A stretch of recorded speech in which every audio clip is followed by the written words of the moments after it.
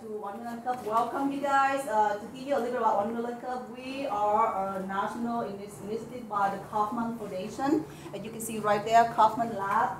And we are present in 35 plus cities in the United States. It's a one per week meeting on Wednesday from 9 to 10. There's no need to RSVP. There's no fee to attend whatsoever. Every meeting, we invite 1 to 2 entrepreneurs like Josh here to come up and do a presentation about their business idea so that you as community can give him question, input, and support to help him launch his business. So with that, here are a couple guidelines. Make sure that you engage. So after this presentation, everybody go to the newcomer, tell them, tell them how very supportive and friendly community we are. And we wouldn't be here without the support of I forgot the word. Okay, so sponsor, thank you. So first, sponsor, thank you Hayden Blackburn, the director of RD Work, for giving us this beautiful venue so that we can be here. All right. And then the delicious coffee that you're drinking right now come from Avoca Coffee. So make sure to give them some love. They are on downtown Fort Worth on Magnolia Avenue, and they give a free coffee every Wednesday. So make sure to support them. I know you love your Starbucks or whatever, but give them some love also, okay? So with that, I will give it to the presentation today, Josh with Grand Dairy. Give him a big hand, everybody. All right. How's everybody doing today? Doing good? Awesome. I'm ready for samples. Like I said last time, it doesn't really travel well. I'm sorry. I am doing a refill today. I came in November and kind of discussed my business venture, this gourmet grilled cheese shop, Grain and Dairy. So to kind of catch everybody up who wasn't here for my first presentation, I'll kind of go through a quick recap just to kind of get everybody caught up. But my concept is a gourmet grilled cheese restaurant from the ground up. This is not a franchise or anything like that. I want to create that nostalgic feeling that you get whenever you're eating a grilled cheese, but do it in a little bit more of a modern twist, modern upscale twist. It's going to be counter service, no waiters or anything like that. You'll go up and you order, get your food, sit down, eat, have some beers and stuff like that as well. So it'll be a nice casual place to come, but it'll be done in a little bit of a better atmosphere. Location, whenever I was here last time, I was talking about West 7th over in Fort Worth. That has changed, and I'll get into that here in a minute, which is awesome. As a small business, it is my duty, I feel, to be a part of the community that I'm in. So that's a really big thing for me, is to be involved wherever I'm at, because really small businesses don't survive without the community that they are located in. Big places, McDonald's and things like that, they can survive wherever. It doesn't even matter. But small businesses have to have that community. My revenue, I'm going to be doing, obviously, sandwiches. So I'll have the dine-in aspect. I'll also have some carry-out aspect as well. Then I'm going to do some merchandising to kind of help bolster a little bit of those sales. I am projecting somewhere around $600,000 in revenue for the first year. That's going to be a mix of that carry-out, dine-in, and merchandising streams. And I will be utilizing a whole lot of social media. So Facebook, Instagram, Twitter. Most of my target market is more on the social media side than the print media. So I'm not really going to focus a whole lot on that. And social media is a little bit cheaper as well. So I'm going to be aiming towards doing all that stuff. So location, West 7th fell through. Like I said in my last one, barring some major catastrophe, I was going to be over there, and there was a major catastrophe. So now I have a new spot over on West Hurst Boulevard. That map did not transfer very well. So 121 and 820, and this is Highway 10 that rolls through. I'm going to be right over here by Melbourne Road. It's just south of Northeast Mall. Bell Helicopter is right down the road. I'm really looking to kind of aim at getting a really good lunch crowd from those guys. Is that over by the Texas Square Complex? Yes. Texas. Yeah. Okay. It's not quite that far. No. Okay. Yeah. I don't. Okay. Yeah. It's right outside of 820. It's half a mile from that QT that's right there. If you ever pass that, or that putt-putt, right there. It's an awesome location. I have fantastic neighbors. It's a little bitty strip center. My next door neighbor, I'm gonna go ahead and do a little plug for her anyway, is it's a cake shop. So the Honey Love Cakery is right next door to me. So you can get grilled cheese and then go over and get cakes or cupcakes or brownies or cookies or whatever. She does awesome stuff. It's extremely accessible. You know, we have clearly 121, 820, Highway 10's right there. 30 is just to the south. Let's see, we have 183 just to the north, right outside that map. A lot of traffic around there. It is very easy to get to because it's right next to the highway. It's an incredible location. My landlord has been the greatest. I got a fantastic deal with this, and he's just helping out with the entire build out. For a startup, that's incredible because usually you have to foot the whole bill, or at least a good chunk of the bill, to get everything started up. But I've been able to save a lot of money because he's taking care of all of that right at the forefront, and I pay a little bit extra per month in rent, and that's it. Very little. So it's kind of like leasing my build out. It's awesome. The community there, there's a ton of residential stuff around there. You know, we have neighborhoods all around, plus the Bell helicopter facility, which, like I said, I really hope to get a whole bunch of that business. So I'm trying to figure out a way to kind of break into there. Construction has been flying along. It started off, as you can see up here, with an empty shell that they had cored out all my concrete for plumbing, and got me some framing up, poured my concrete in, starting framing on the walls. We've got, it moved from framing to drywall to paint. Now they're installing all of my kitchen stuff. I haven't even been able to take pictures of the last stuff. We have my Vent-A-Hood in. My floors have been knocked out already. I got a nice stained concrete floor in the dining room. I have an awesome epoxy floor in the kitchen. And then I'm working on some special design elements as well. So I have my floor cored out for this awesome queue line that everybody's gonna get in behind and order their grilled cheese. So things are moving along pretty quickly, which actually, oh yeah. I would throw my menu up here right now, but y'all wouldn't pay attention to me anymore. So I'm gonna do that at the end so y'all can actually listen to me for the rest of this. So marketing. I have partnered up with public relations just to kind of get started off with that right now. Get my name out there. We're being very aggressive with press releases right now, a lot of social media stuff. My Facebook page is almost to 700 likes, and I haven't even opened up yet. So I'm really pushing to kind of get a whole lot of people on that. So that way whenever I open up, I can just open with a bang and have a whole lot of people already following me whenever that happens. Merchandising, you can see right here. You know, I'll do bottle openers. All of my sodas and beers and everything will be by the bottle and by the can. So bottle openers are a really big thing for me.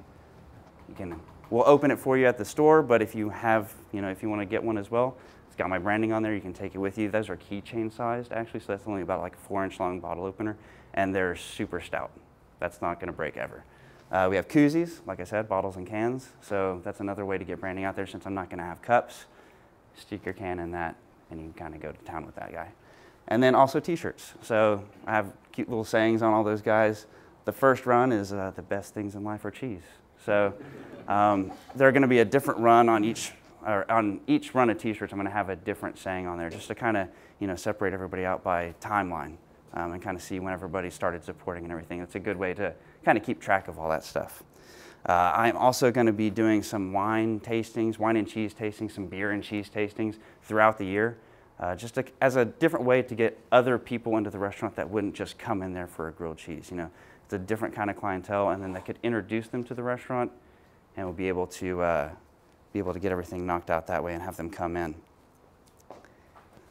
It is happening extremely fast. So I'm looking to open up in just over a month. I have all my equipment coming in. Thank you. Thank you. Yeah.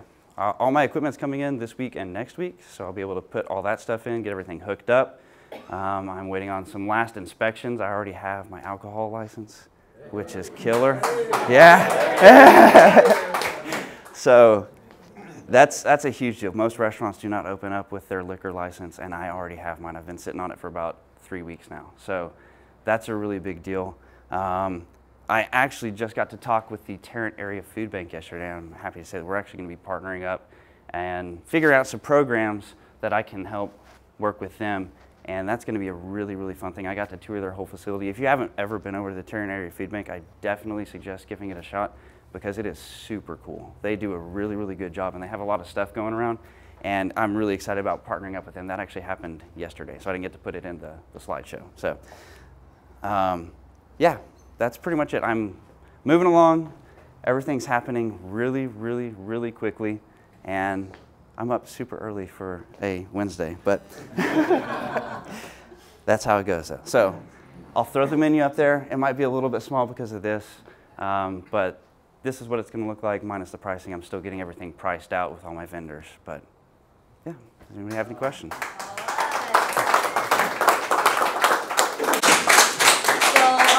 Thank you so much, Josh, for presenting. And for all of you guys, you can do presentation at 1Million Cup, and 6 months later, you can always come back and do a review, just so you know like what Josh did. And you did a fantastic job. So a little bit guideline before we start the Q&A. Number one, please raise your hand so that the organizer like me can redirect the question to the right person at the right time. Also, one question at a time, let all the people to have their turn. I know you're very excited and you want to ask a million questions, but be considerate of all the people who want to ask questions also. And number three, the business is a baby or business owner, right? So be considerate of their baby. Don't call baby ugly, okay? I have 2 babies, so if anybody call my baby ugly, they have to talk with me. So with that, we reserve to have the first question to the business owner. So Josh, what would you like to get out of this presentation today? What would you want, us to give you input so that you can help and improve your business? Absolutely. Well, the train is not stopping, as you can see. I'm going to be going full steam ahead. So the main thing I want for today is just maybe a little bit of feedback in case I've missed anything, or if you have any questions that I don't have an answer for yet. I bet you I have an answer for everything, or I hope anyway. So that's pretty much the main deal.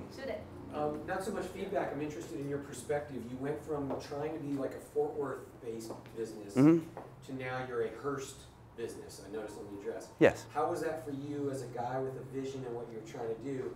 How did you make that adjustment, and was it a challenge for you to adjust to that? I know you like your location, but just how did you feel about having to make that change? Well, I still see the Mid-Cities area and a lot of North Texas as well as being the Fort Worth area. Fort Worth is the city itself, but Hearst, Euless, Haltom City, Watauga, North Richland Hills, all that stuff, I still see that as Fort Worth because in the grand scheme of things, it's all kind of together right there anyway. Dallas, another thing. But Fort Worth, as long as I'm in this area, this is kind of where I want to be. I just want to be in the Fort Worth area. Not Fort Worth in particular, but just the whole area. I like the area here. I'm sorry, I just want to follow up on the end of that location. Are you right near that Burger Street? First question, you broke the rules already. Well, I'm trying to get the location pinned down. For sure. So Burger Street is up on Pipeline. Oh, right. Yeah, I'm down Melbourne Road, right whenever it dead ends at Highway 10. I'm right there. Right there at the end, yeah. Johnny. All right, so one decent location just because there's not a lot of food choices over there for Yes. the companies and businesses there. Correct. How the hell do you plan on going after Bell?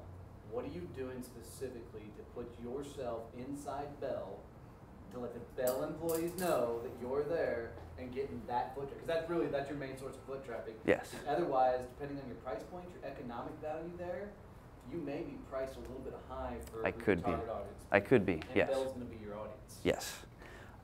To get into Bell, I have contacts, and through my contacts know about 15 people that work at Bell. Okay. And so first I'm going to be using them and giving them stuff to pass out. It's a lot easier to have internal people pass things out than to have somebody come in and try to break in there and get everybody a postcard or something like that. So that's my first method. My second method is my PR lady. She's got a lot of people in the industry that know how to get things done, I guess. So that's my second route. Take your food and put it in Bell. Go get them to let you, HR to let you put up one of their conference rooms and take a crap ton of your grilled cheese and just give them away. Okay. Right? And put yourself in there, put your food in their hands. Go to it. Absolutely. Are Are you looking at some type of pre-launch opening prior to you actually opening? Soft opening, yeah. Yes, I am going to do a soft opening probably about 3 days the week before, just for nighttime, just to get kind of a dress rehearsal knocked out for the employees. So we can kind of make sure all the systems that we have in place are working, and then also to kind of just do a dry run of everything. Take a couple days off after that and recoup, retool everything, get everything working just exactly how we want it to, and then hit the ground running on the 13th. How many employees do you still need to onboard? I have not started hiring. That's going to happen Tuesday.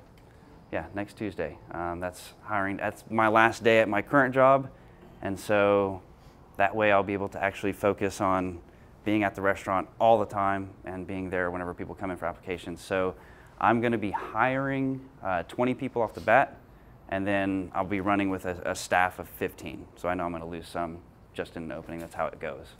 So I'm going to be running with a staff of 15. That's my par, anyway. Could you give us a price range? For sure. Sandwiches are going to be between $7 and $10 that come with a little dipper of soup. Drinks will be somewhere around $2, and then $4 to $7 for the beers. All my sides and desserts and everything like that will be in the $2.50 to $7 range, depending on the size of thing that you get.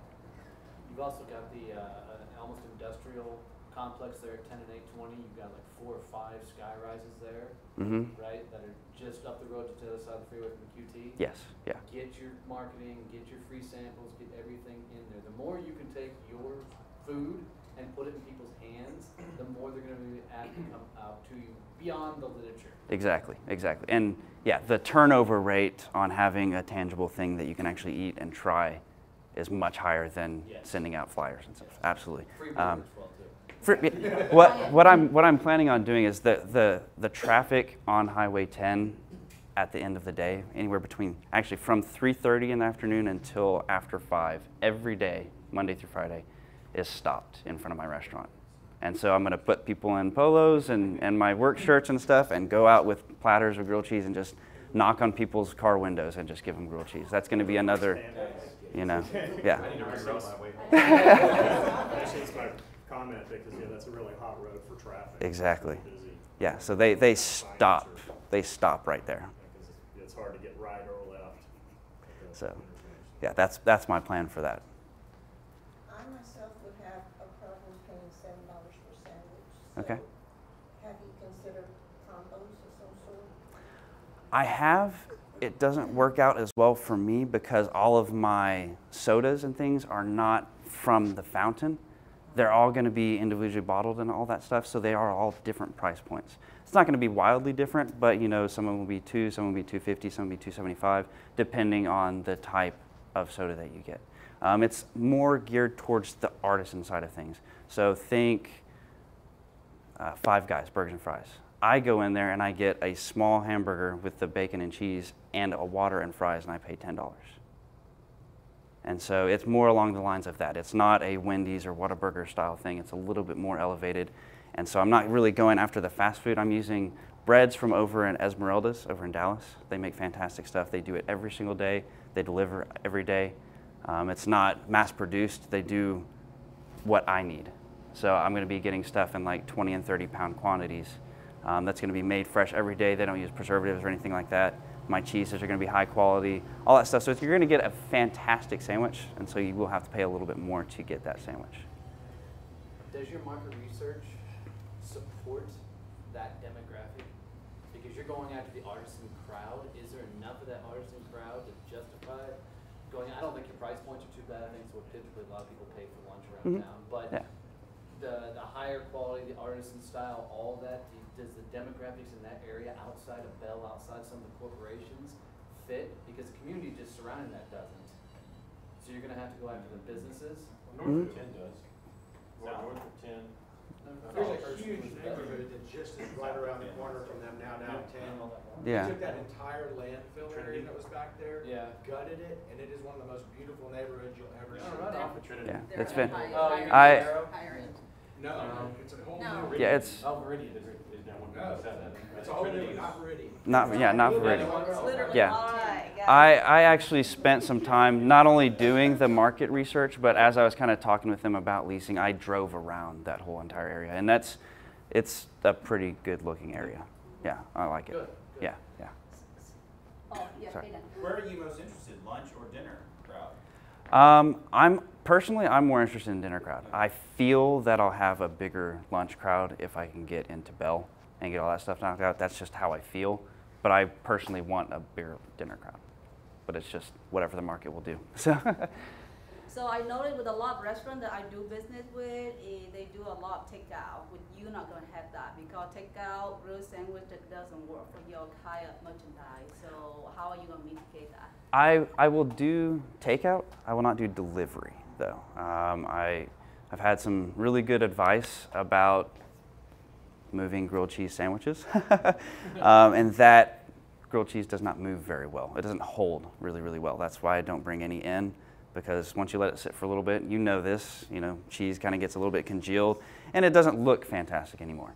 So the whole idea is for them to come in the restaurant and see the sandwiches, and whatever they do with it after that is their deal. So I don't want to have them order a sandwich and then take it out and then it shows up bad. But if they come and they see an awesome sandwich and it gets wrapped up and they take it with them, if they eat it 5 minutes later, if they eat it 2 hours later, it's whatever they want to do. Consider if you're going after Bell, I know you want the dinner crowd, but you're going to get more of the lunch crowd probably for Bell. Mhm. Do a punch card program of some sort. I'm working on that as well. Because Yeah. that's what that crowd is, and you're going to get the one lady who's like, oh, we're going there because I get my free meal today, and brings 3 or 4 friends with her. Gotcha. Sir. Not being rude by any knowledge of Bell, do they give them enough lunch hour to get from the plant to your place, have them hand build a sandwich, eat it, and get back to work on time? Yes. Even if it's a 30-minute window, I am able to make a sandwich just because of the way everything's set up in my kitchen in about 4 or 5 minutes. So it is done in a really high quality way, but it's done quickly. I have a broiler. I have a different way to kind of make the grilled cheese sandwich where you toast both sides of the bread at the same time and you grill that on the griddle, and the cheese starts melting at the same time, but then you throw it up in the broiler right after that, and so the sandwich is grilled and then the cheese gets melted, and so it cooks twice as fast. And it's a really good way, and that way it's cooked all the way throughout. Now, I know, because I'm thinking grilled cheese sandwich, so I'm thinking, definitely something for the kids and stuff, because, as a kid, I love grilled cheese Exactly. But, are you going to do anything like kids eat free on one day or something, just, At this point, no, because my main focus with the restaurant is not really a kids restaurant. Okay. There are some, like Lee's Grilled Cheese up in North Tarrant, Tom and Chi, they have one in North Tarrant as well, over in Richardson. They're an Ohio-based company. They're much more family-friendly. It's geared towards the kids a little bit more. I am geared a little bit more towards the nostalgia that we all feel towards grilled cheese, and we want it at an elevated way. So it's more geared towards adults. I'm not saying it's an adult-only restaurant, but with the artisan beer, the wine, and the upscale sandwiches, I kind of want it geared a little bit more towards adults. I do have some kids sandwiches on here. There we go, right here. So that way they do have options, and absolutely please bring your kids, but it's not a kids restaurant, so to say. You almost lend yourself to do the style of what Rodeo Go does, do the competition between the burgers, Mm-hmm. right? And doing something along those sides, just not on the menu, but an additional drive revenue. They put the fancy different styles out there and let the one win. Exactly. It's a cool thing to go to Rodeo because you always see what their next is up on their menu. Yeah, well, you almost can never eat anything on the menu because the competition is always, yeah. So is your menu, are you sourcing a lot of local Yes. items? Yeah, I'm talking with my vendors right now, and the big players in the restaurant industry are, Cisco and US Foods and Ben E. Keith, but they're national. And that's a great thing for people like McDonald's or, Burger King or Whataburger that have locations all over the place. I have one.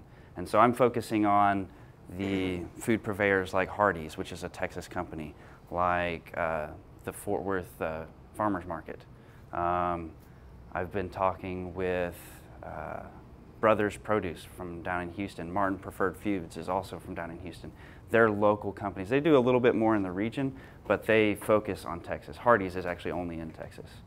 Martin Preferred Foods is a little bit in the Southwest, but it's a lot more local, and they can do more things that I want them to do versus the big guys where I need to, submit an order of $10,000 before they even start thinking about doing something crazy for me.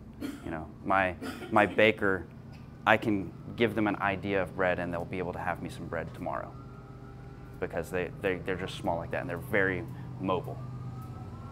What's peach soup? Chilled peach soup is amazing. It's so good. It's kind of like honestly, it's kind of like a smoothie, but more of a soup. It's a little bit thicker than a smoothie. There's just warm or it's cold? Cold, chilled peach soup. It's fantastic for summertime. It's got a little bit of ginger. Ooh, there we go. It's got a little bit of ginger in it, so it gives it a little bit of a freshness at the end. Fantastic for summertime. It's great. And that brings me actually to another point. My menu, like you were saying about doing the contest and stuff, my menu is actually going to change quarterly. So this is the summer menu.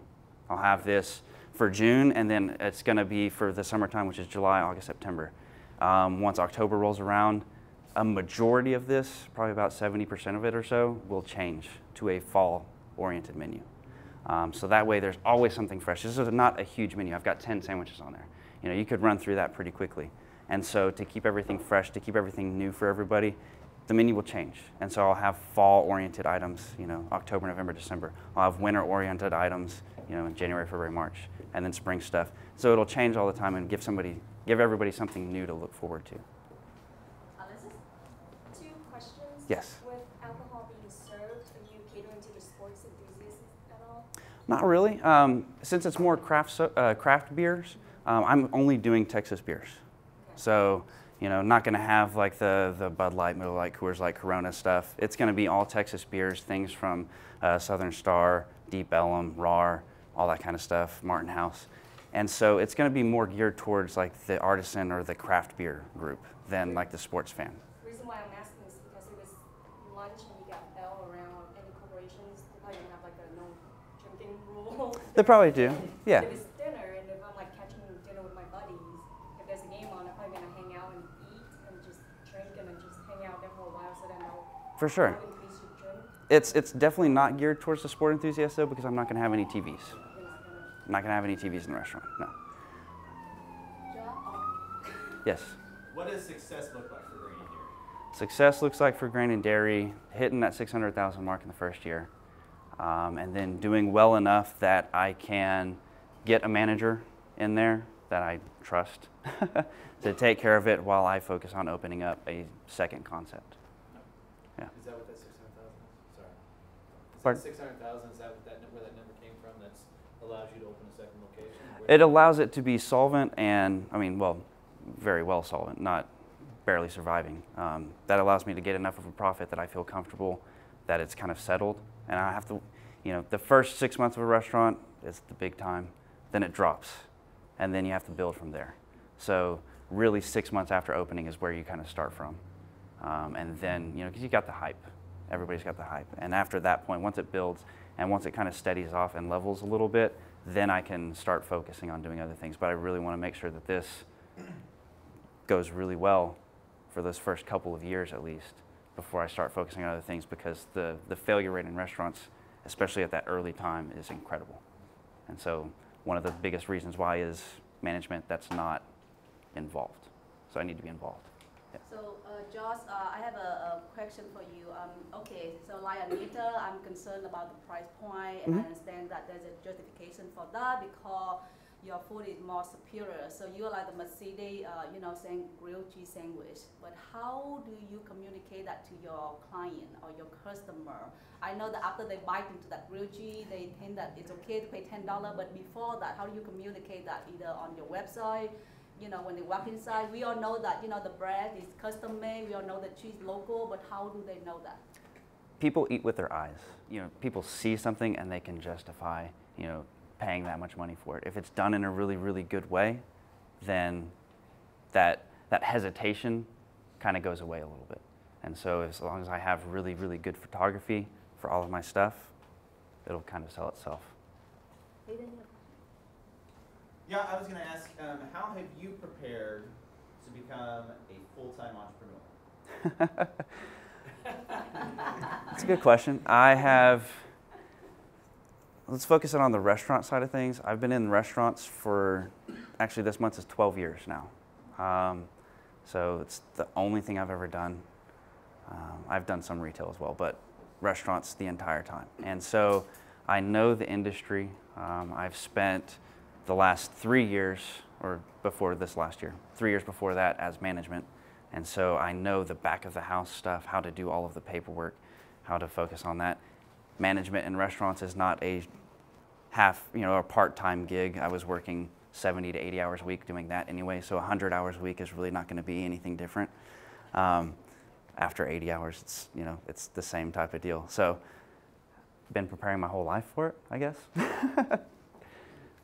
So are you going to be handling all the operations and also be the chef behind the scene, or how are you going to do that? Chef responsible for recipes and training, yes. I'm not going to be on the grill every single minute of every day cooking the sandwiches. I'm going to hire people to do that, and through my training, get them to where grilled cheese is not a complicated thing to cook. And so that's kind of why I started off with this concept as well, because it's not rocket science to cook a grilled cheese. So if I can teach them the correct way to do it in my style and my method, then they should be able to cook it. The grilled cheese can almost cook itself, really. You just need to put it on there. And so if I train them correctly, and that's my biggest thing. The biggest thing with any restaurant or any shift of a restaurant is prep. And so I'm taking that outlook to the entire restaurant itself, and that the prep this time right now before I open up is the most important part than actually opening. It's more important than actually opening. One word of suggestion, when you're doing that, especially in your industry and you're bringing in people, develop your process, your procedure, and document it so that Exactly. it can be, you have a set standard of how your product looks, how it's supposed to be, so it can be replicated. Exactly. And that's what I was talking about, the prep. The prep, all the stuff that I'm doing right now with my training materials, my employee handbooks, all of that stuff is more important, arguably, even than the shift is, because they need to know what they need to do in order to execute it. So, yes. Well, one of the things I saw with another successful concept along these lines, not grilled cheese, but well thought through. Yes, ma'am. Is one of the things they did to ensure that everything came out exactly the way it was supposed to do every time, is they had a photograph of the perfect whatever it was, and just that visual comparison, like, oh, it's not quite it, I thought that was brilliant. I thought, Exactly. visual. Yes. And so Yes. that's a way to, easy to do. And that's part of my training process as well, is to create recipe cards. So I'll have all my recipes, but then also I'll have like a build card. So that way you know exactly the process on how to make the sandwich, because it's all about getting the cheese everywhere in the sandwich. You can't just put cheese on and then put all your ingredients on and then at that point it's a sandwich with cheese. If you get the cheese everywhere in between all of those levels, then it oozes and it's cheese everywhere, and that's what people think of with a grilled cheese. It's just gooey cheese all over the place. That chopped beef brisket that was at the very, very beginning was actually 4 layers. This guy right down here. Cheese on each side, then a little bit of the chopped beef brisket, then more cheese, then more beef brisket, and then another slice of cheese in the middle. It's really thin layers, but because it's all done in layers, there's cheese everywhere. Yeah. You do something fun with your social media and put a news rating or something on there for your people to look at. This cheese has a 5-star news rating or something along. Just play with that idea, allow people to come in and rate overall. Is the different levels based on their own opinions, whatnot. Have fun with that. Okay. Absolutely. Yeah. With the Bell, will you allow them, like if you have any regulars doing a secret menu, to build your own grilled cheese type idea? Oh yeah. Yeah, I have the build your own, so that's almost a whole page right there in and of itself. And if somebody comes in a whole lot, that's the best part about being a local restaurant, is that if somebody really wants something and they're there enough that I can justify having it on hand, why not? I can do that kind of thing because I'm a lot more flexible than a giant chain. And if you're coming in once or twice a week even, and you want to have this one ingredient that I don't have, I will get that in, you know, because that's something that I'm able to do. So like he just, when he said Bell, it sparked up. So you being close to Bell, and one of the things I would really exploit is trying to cater a lot of those things that they would have as far as meetings and things like that. Because I remember working, I used to work for Bell, and when we'd have meeting and people would come in from different places, you know, there was always somebody there that catered for lunch or things of that nature. So being that person that they can call out to, and you being very close and building that relationship, It would be good. that's for you, yeah. Catering, on that side, I'm not going to be doing catering right off the bat because catering itself is practically another business. Right. And so I don't want to be starting up two businesses at the same time, the brick and mortar and the catering side of things. But eventually the plan is to, grow into that and then possibly open up a mobile truck as well that can kind of do catering on site for different areas. But for right now, the focus is just on the brick and mortar, so that way I can get that kind of set in stone and rolling, and then kind of move into those other things. Build that relationship. Exactly. You have a question? Yes. Yes, ma'am. What type of teams are you interested in hiring for your company? Are you Teams. your employees? Yes. As a startup, I need flexible people. Somebody that is, and somebody with a sense of humor as well. Somebody that can come in to work one day and things are going to be this way, but because something happened, we're going to have to change it up the next day you come in. Things like that. You know, I'm figuring this out just as much as they're figuring it out as well. And so I have a plan, and this is how it's going to go from the outset. But if something changes and that's not working, then I need to be able to turn on my heel, and they need to be able to turn on their heel with me. So that way we can make sure everything keeps on flowing forward, and that way I don't have people, well, we did it yesterday differently. Like, of course we did it differently, but that didn't work. So now we're going to change it up. And so I need people that are flexible and have a sense of humor and can actually handle that and keep on going with me. Are you interested in hiring like people with disabilities, VLA, things? That's what I mean by teams. Gotcha. Like equal opportunity. Oh, yes. Yeah, I mean, absolutely. It's just whatever is good for me, you know, whatever will work and make the restaurant keep on going forward. And that's the big thing. And there's positions all throughout the restaurant that are not only service oriented but also prep oriented and things like that that are different positions that can help people in different aspects of the restaurant, not just the front or not just like the grill. If they don't want to, you know, work on the grill or get hot or anything like that, we do have prep areas as well. So I have all sorts of different positions to help with any kind of employee that I have. Yeah. Kevin, have a question. Yeah, so I know you mentioned kind of the direction, you know, in catering and maybe the food trucks. What is your growth plan as far as like what's next after you get the brick and mortar going? Are you looking into like, you know, are you going towards the food trucks and then catering and then kind of what's your path to success? The next move after getting the brick and mortar kind of set up and rolling would be to move into catering, because that is not as much of an investment as to have a food truck. To move into catering would just be to increase production and then have another team to go along and do that kind of things. To have a food truck is another investment that's fairly significant. You know, food trucks are anywhere between $60,000 to $90,000 to get one of those going. And so that's a much bigger investment, I believe, than to just kind of get catering ramped up. You can ramp up with catering a little bit at a time. And you know, you could do one thing a month and then switch that to 2 things a month, and then eventually you're doing 4 things a week. Whereas with the food truck, you have to do a food truck right away. You can't go somewhere one time a week with that and make it viable. Are you going to franchise or just? No. We have time for one last question. Lady first. What types of merging or partnerships would you consider events, vendors, successful? What types of what partnerships? Merging or partnerships like vendors or events, like she mentioned sports and things like that. For sure. Would you be interested in, what have you done? What I've thought of so far has been the food bank. And I'm really excited about partnering up with them. I'm going to be doing wine and cheese tastings and beer and cheese tastings, one of those every quarter. So I'm going to be partnering up with different breweries and different wineries to kind of do that thing. I also want to do 5Ks as well, like maybe a 5K a year, to kind of get involved in the community that way. So different, local sporting events.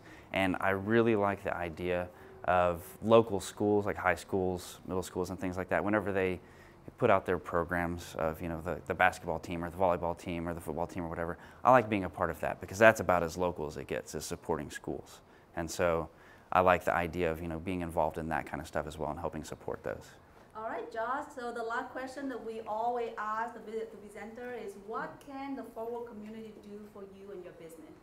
Tell everybody about me. All right. That's pretty much it. The success of the restaurant hinges on people coming in. And so even if it's just to try it once, I'd love to have everybody kind of come in and eat an awesome, prosciutto and honeydew melon grilled cheese, because they're fantastic. Far and away the best, or the fan favorite so far, prosciutto and honeydew melon. And a peach soup. I mean, that's summertime in a restaurant right there. What time is opening on June 13th? On June 13th, I'll open up at 11. So I'll be 11 to 9 every day of the week. Yeah. All right, you heard him. Showed up, take picture, Twitter, LinkedIn, Facebook, help him spread the word. Here's a mug as a token of our appreciation for presenting for us. And everyone, let's give a big hand to our presenter.